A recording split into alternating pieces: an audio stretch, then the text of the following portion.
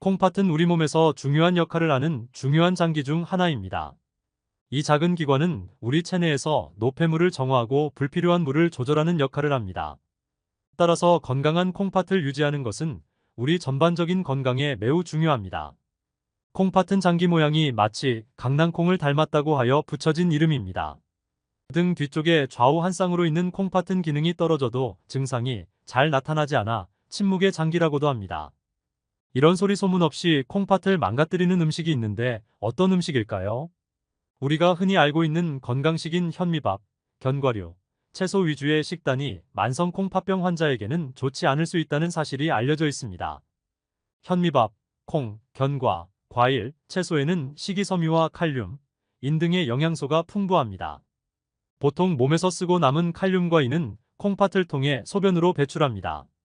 그런데 콩팥의 기능이 떨어져 있으면 여분의 칼륨과 인 등을 제때 배출하지 못해 부종, 근육쇠약, 설사, 피로, 구토 등의 증상이 나타나는 고칼륨혈증에 걸리기 쉽습니다.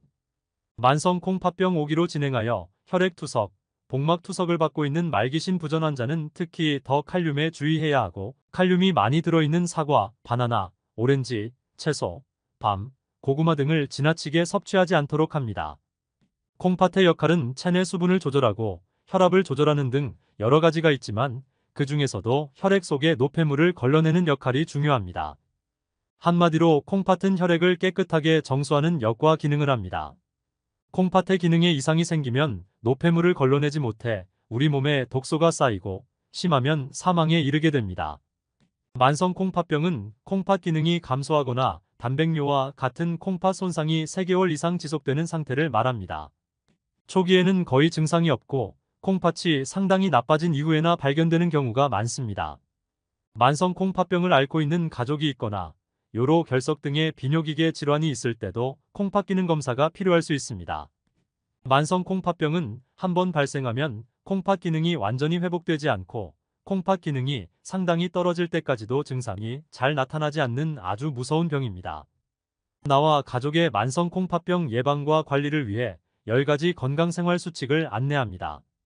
첫 번째, 적절한 수분 섭취, 매일 충분한 물 마시기. 매일 적절한 양의 물을 마시는 것이 콩팥 기능을 유지하는 데 중요합니다. 무조건 물을 많이 마시는 것이 좋다는 의견은 의학적으로는 옳은 의견이 아닙니다. 일반적으로 건강한 사람은 쾌적한 기후에서 하루에 57컵 약 1.5리터의 물을 섭취하는 것이 좋습니다. 두 번째, 균형 잡힌 식습관, 영양분 다양하게 섭취.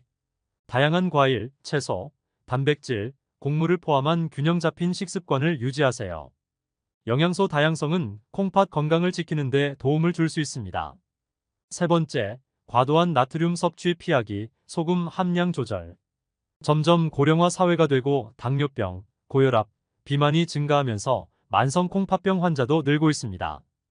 우리 몸이 너무 많이 섭취한 소금을 몸 밖으로 내보내려면 콩팥에 무리를 주기 때문에 일상의 식습관을 조절하는 것 또한 매우 중요합니다.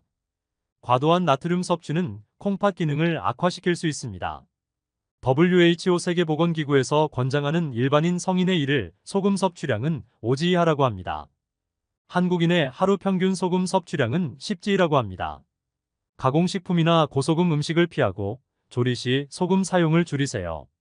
소금 함량이 높은 국물 음식을 피하는 것이 꼭 필요합니다. 네 번째, 체중 관리, 건강한 체중 유지. 비만은 콩팥 건강을 위협할 수 있습니다. 나이가 드는 것을 막을 수 없지만 체중이 느는 것은 노력으로 막을 수 있습니다.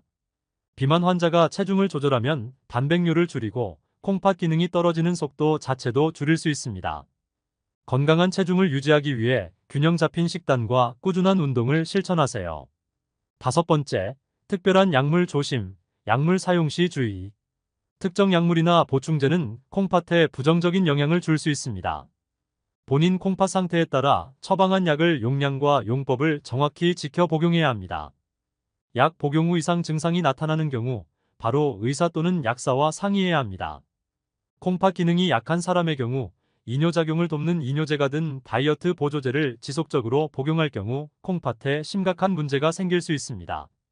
새로운 약물이나 보조제를 복용할 경우 본인이 만성질환이 있다는 것을 알리고 보조제를 섭취하기 전 담당 의사와 먼저 상의를 하여 괜찮은지 확인하는 것이 좋습니다. 의사와 상담한 후 약물을 복용하세요. 여섯 번째, 니코틴과 알코올 피하기, 니코틴과 알코올 섭취 제한. 금연은 콩팥 건강을 지키기 위한 필수입니다. 니코틴과 알코올은 콩팥 기능을 해칠 수 있습니다. 평소에는 담배를 피우지 않아도 술을 마시면 담배를 피우는 경우가 많으므로 음주 욕구가 없어지도록 간식 먹기, 물 마시기 등 다른 행동을 하여 습관적으로 술을 마시는 것을 우선 줄여나갑니다. 금연과 신중한 음주 습관을 유지하세요. 일곱 번째, 운동 습관, 꾸준한 신체 활동. 만성 콩팥병 예방을 위해 운동과 신체 활동을 하는 것은 매우 중요합니다. 앉아있는 시간을 줄이고 틈틈이 서고 움직이며 매일 30분 이상 빨리 걷기, 자전거 타기, 청소하기, 달리기 같은 중간 강도의 유산소 신체 활동을 합니다. 하지만 운동은 지나쳐도 부상의 위험이 있으므로 질병이 있거나 몸이 쇠약하다면 반드시 전문가의 상담을 받은 후 운동을 합니다. 고혈압 환자는 특히 새벽 운동을 피하는 것이 좋습니다. 유산소와 근력 운동을 조화롭게 실천하세요. 여덟 번째, 스트레스 관리, 스트레스 해소 방법. 스트레스는 콩팥 건강을 저해할 수 있습니다. 명상, 요가 등을 통해 스트레스를 관리하세요. 아홉 번째, 허벅지 주의, 무리한 허벅지 사용 피하기. 장기적인 허벅지 사용은 콩팥 건강을 악화시킬 수 있습니다. 필요한 경우 허벅지 사용을 제한하고 휴식을 취하세요. 열 번째, 정기적인 건강검진, 콩팥 건강 모니터링. 만성 콩팥병의 주요 원인은 당뇨병과 고혈압입니다. 정기적인 건강검진을 통해 콩팥 기능을 모니터링하세요. 당뇨병은 혈액을 끈적하게 만들어 각종 노폐물이 혈관에 쌓이게 만들며 이런 노폐물들에 의해 사구체가 손상되어 콩팥병으로 이어지게 된다고 합니다. 혈압이 높으면 콩팥을 이루는 사구체가 지속적으로 압력을 받으면서 혈관벽에 단백질, 지방 등이 쌓이면서 사구체가 손상되어 기능을 잃게 된다고 합니다. 콩팥 질환은 혈액과 소변 검사만으로도 진단이 가능합니다. 소변 검사를 통해 혈뇨, 단백뇨가 있는지 확인하고 혈액 검사를 통해 질환의 여부를 확인할 수 있습니다.